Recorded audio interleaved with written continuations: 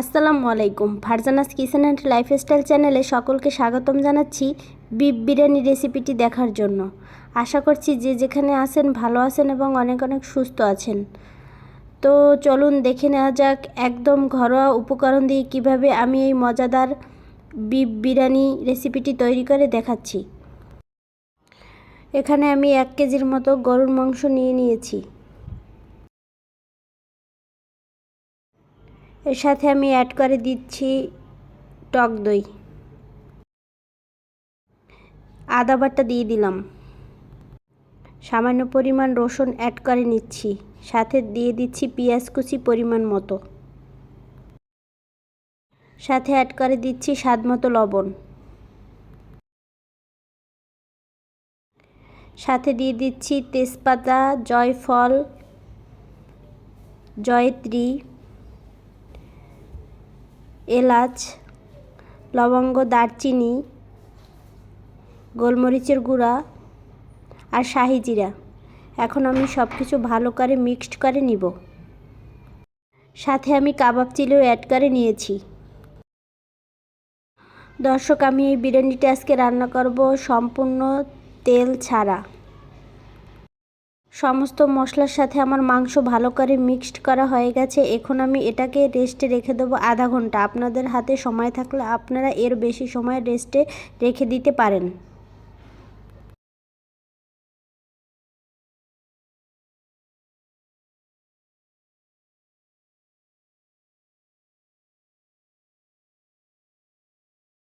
এখন আমি প্যানে ঘি দিয়ে দিচ্ছি। আপনারা চাইলে ঘিয়ের সাথে তেলও ইউজ করতে পারেন। এখন আমি ঘিয়ের সাথে অ্যাড করে নিচ্ছি পেঁয়াজ কুচি, সাথে অ্যাড করে দিচ্ছি শাহি জিরা। এখন আমি এটাকে সামান্য ভেজে নিব।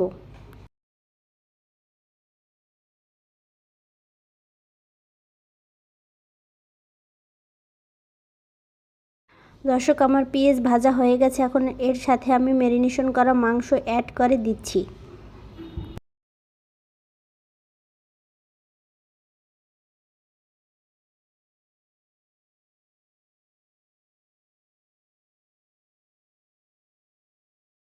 চুলার আঁচ মিডিয়াম টু লো ফ্লেমে রেখে এখন আমি 20 মিনিটের মতো ঢেকে রান্না করে নিব।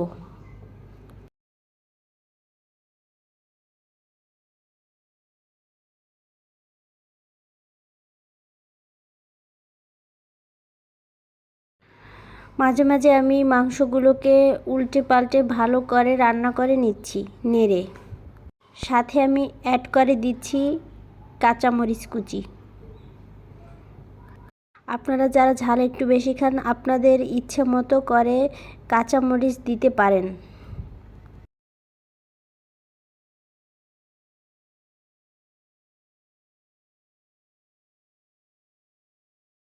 আবারও ঢেকে মাংস রান্না করে নিচ্ছি। দর্শক, আমার একবার কষানো হয়ে গেছে ভালো করে। এখন আমি এর সাথে পানি অ্যাড করে দিব।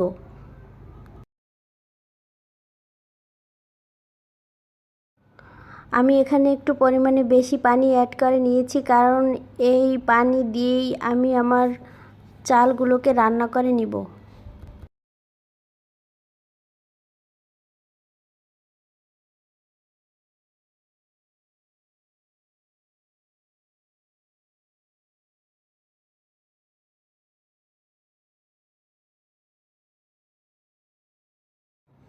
এখানে আমি বাসমতি রাইস নিয়েছি।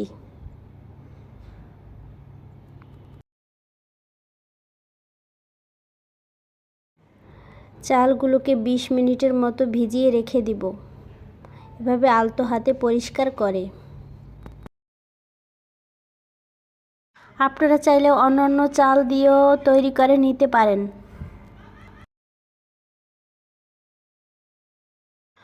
দর্শক, আমার মাংস রান্না হয়ে গেছে। এখন আমি মাংসগুলোকে তুলে নিচ্ছি। Please don't miss any single second of this video আর must be try biryani recipe.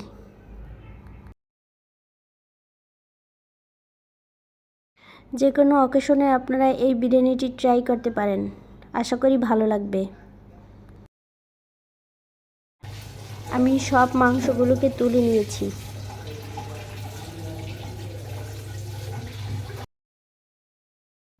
এখন আমি স্টকের ভিতর থেকে তেজপাতা মশলাগুলো তুলে নিচ্ছি, যেহেতু আমি এর ভেতর রাইস রান্না করে নিব।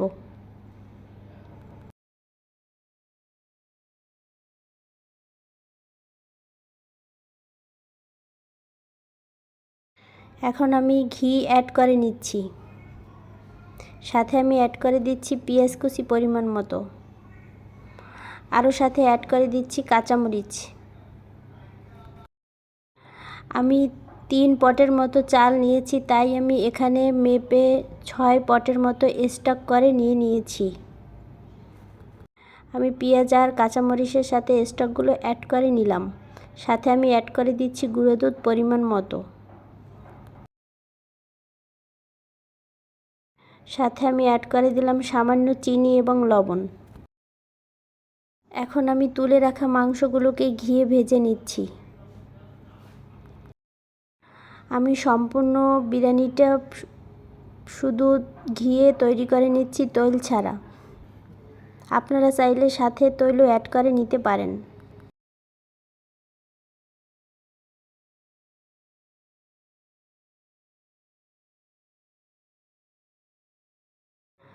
গাইস, আমার মাংসগুলো ঘিয়ে ভাজা হয়ে গেছে।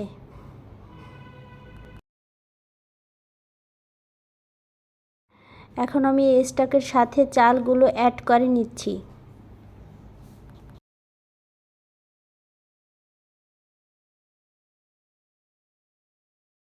এখন আমি হাই হিটে 5 মিনিটের মতো ঢেকে জাল করে নিব।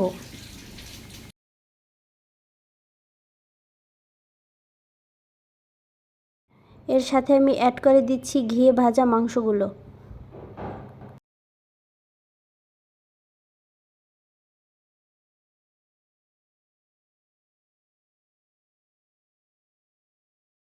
দর্শক, আমি অফ ক্যামেরায় আলুগুলোকে ভেজে সিদ্ধ করে নিয়েছি। এখন আমি এগুলো অ্যাড করে দিচ্ছি।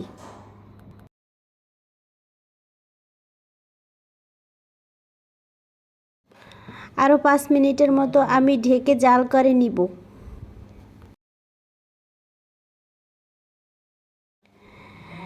এখন আমি 5 মিনিট পর ফিরে এসে এর সাথে কালার অ্যাড করে দিচ্ছি, আপনারা চাইলে বাদ দিতে পারেন।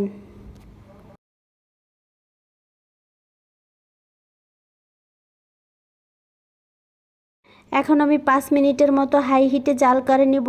এরপর আমি ভাপে আধা ঘন্টার মতো রেখে দিব। দর্শক, আমি আধা ঘন্টা পর ফিরে এলাম। তৈরি হয়ে গেল আমার বিফ বিরিয়ানি।